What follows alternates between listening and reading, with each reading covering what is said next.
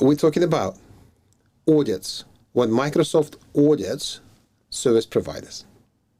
And in the end of this live, I also will answer any of your questions. And the questions also frequently asked questions that we get through our email.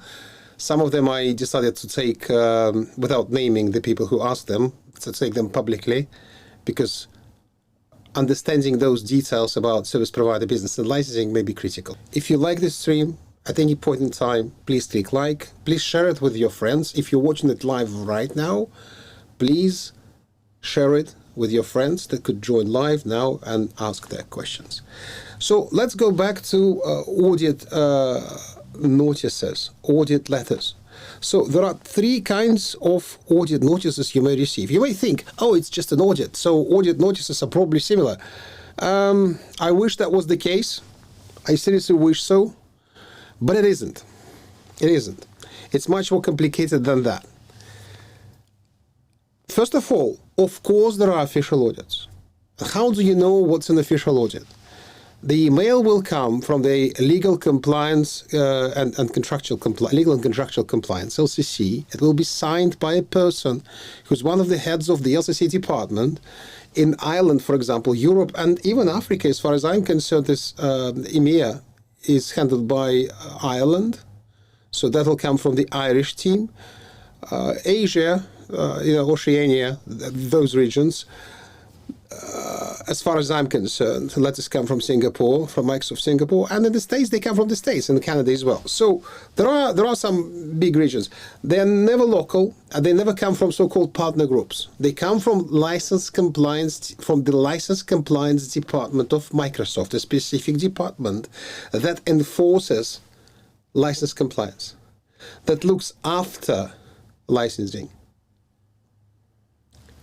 If you receive such a notice, it's simple.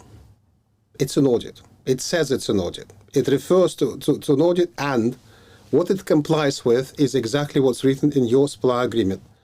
If you have an SPLA agreement, please find it today and look for the section that's called Verifying Compliance. Read it carefully. Watch videos on this channel about the audit to understand your rights and obligations.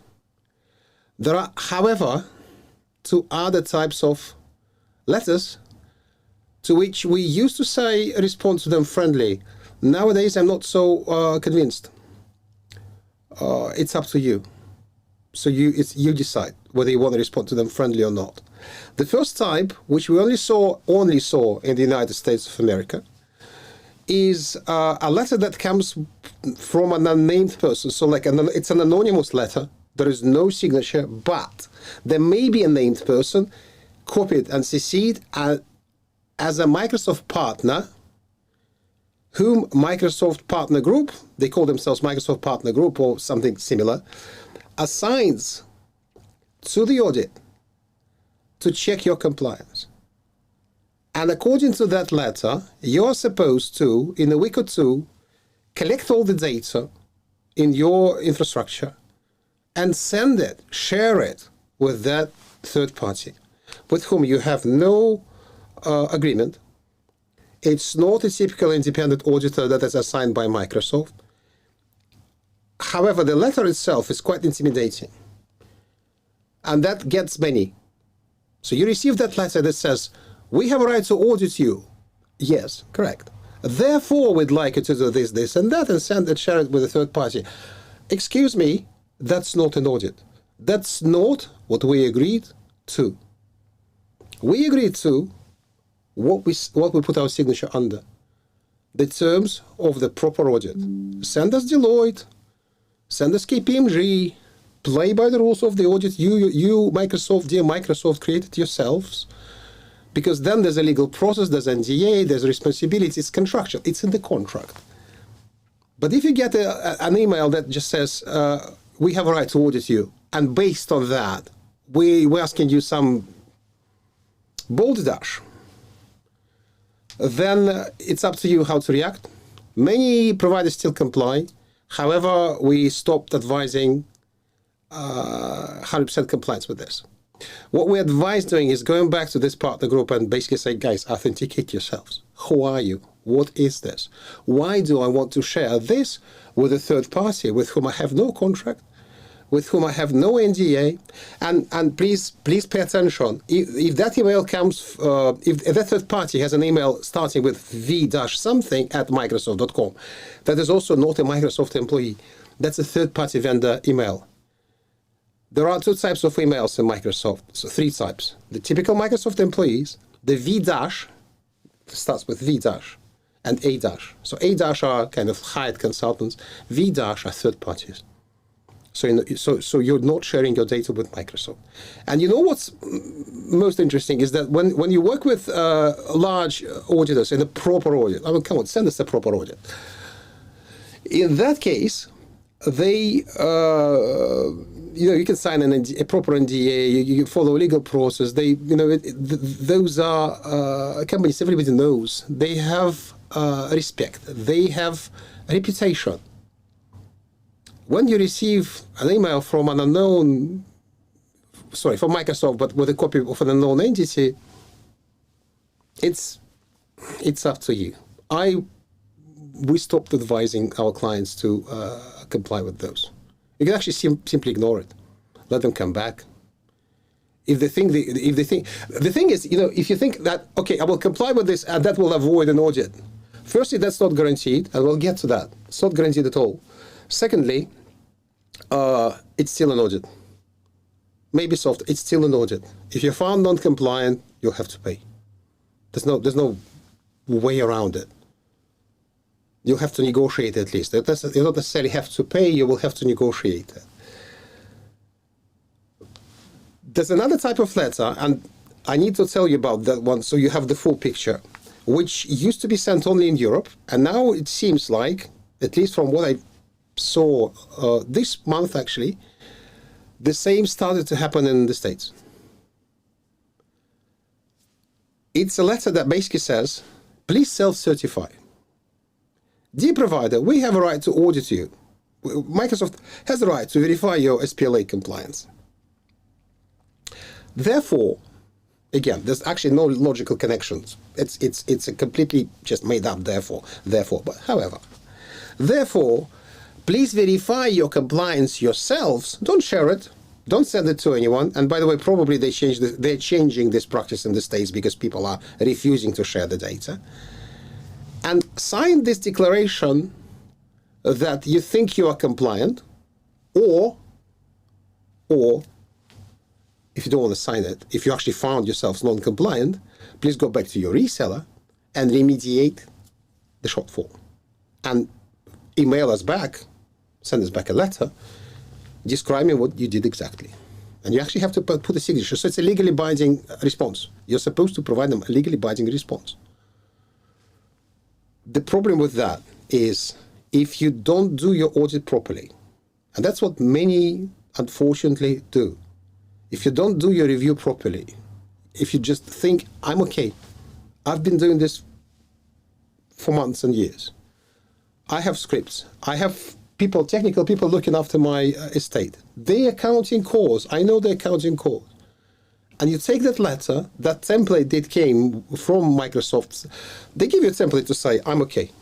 It's not the exact wording, but it basically says, I'm okay. You sign it, you send it back. What you actually did is you admitted that if you actually have problems, you're hiding them. So it's illegally damaging. It's a dangerous letter to sign. So if you decide to respond to that and send that self-certification letter, again, you don't have to. Importantly, I remind you, you don't have to do this. You did not agree to this in your SPLA contract. But if you send it and it says, I'm okay, and they know or they think you're not okay, you will get an audit. It's almost guaranteed. And then if during an audit you say, oh, I didn't know, I'm sorry, your signature, you checked it. You should have known. See how it complicates your life?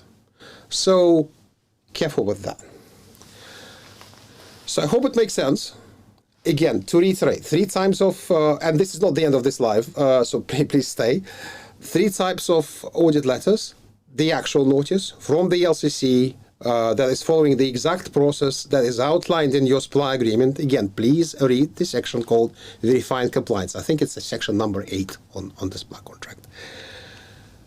There's a third-party assisted audit, review, they call it review, and self-certification. So you only have to comply with the first one.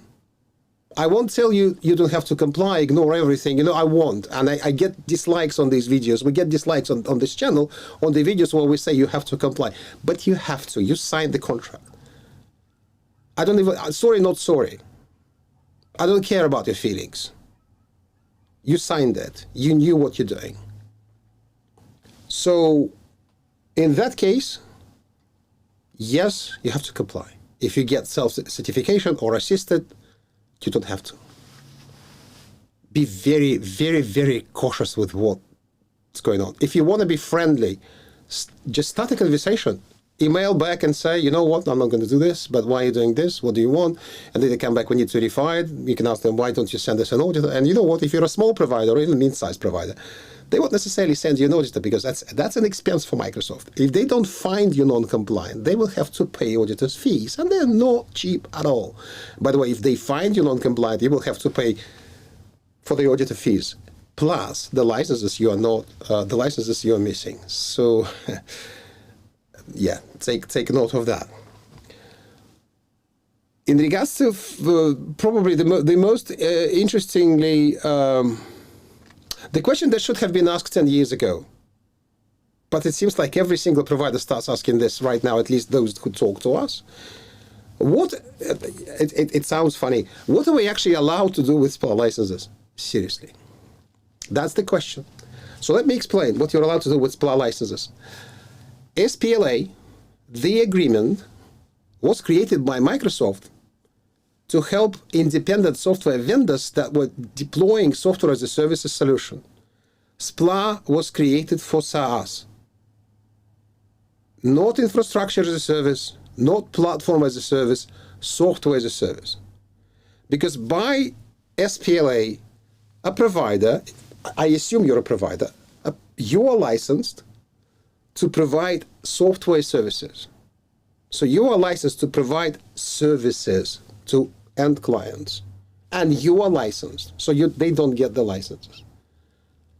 You are not allowed to basically give them software or give them licenses. Even some providers just basically give licenses to use on premises. That is like a big no. No, that's not what it's designed for.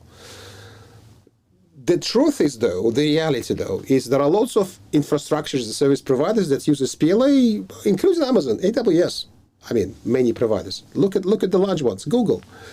They only provide the basic layer. They provide you the operating system. You rent a virtual machine. Everything inside is your responsibility. The problem with that is that if you're a small provider, not Google, not AWS, Microsoft might come and audit you. And if they find that you don't have access inside the virtual machines, what are the services you are providing? Infrastructure as a service. If yes, describe it this way in your service agreements. Demand your end users when they buy it. I know salespeople will be like, oh, we don't want to scare our clients. If you don't scare your client, well, don't scare them. If you don't explain to them their responsibilities for licensing software inside those virtual machines that you don't provide, then you are responsible. That's what SPLA says. You are legally responsible for everything your end users and your software services resellers do. So make sure you include that language. Include the, by the way, EULT and user license term that is a part of your SPLA package in your service offerings. If it's an online offering, put it as a part of the I agree with the terms process, and they will have to agree with this. You will log that they tick that box. Don't let them buy anything before they tick that box. If you sign paper contracts or PDF, use DocuSign or something like it, Zoho Sign, whatever. Include that EULT. It's your contractual obligation. Still, strictly speaking, because the question is asked, the answer is SPLA is not designed for infrastructure as a service. There's a big conversation going on with Microsoft right now and European providers, and this is one of the subjects that they discuss. Microsoft is trying to fix this with CSP hosting, but then if you look at the CSP hosting, again, it's not really infrastructure as a service. You're hosting end client licenses. So still you need to take care of those licenses. It's not an IaaS. And Microsoft really doesn't have a licensing program for IaaS at all. And again, under no circumstances, give licenses to end users.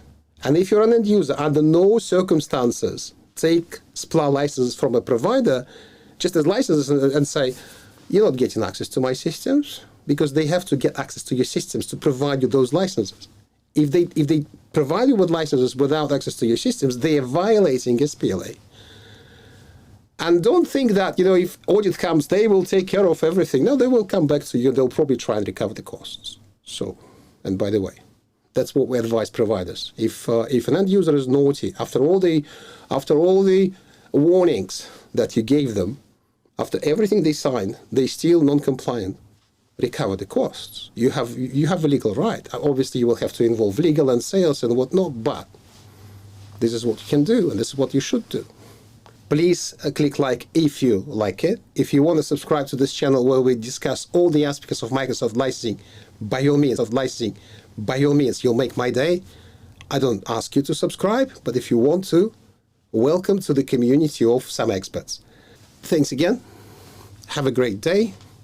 Be careful with take it with a pinch of salt. Any audit notice you received, take a big magnifying glass. Look at it. Study it. And if something doesn't seem right, if you don't want to be alone, send us a message. You can find our contact details everywhere here, on top, for example. Send us a message. Say, I received this. How should we react? And we'll advise you. And good luck. And don't worry. Cheers.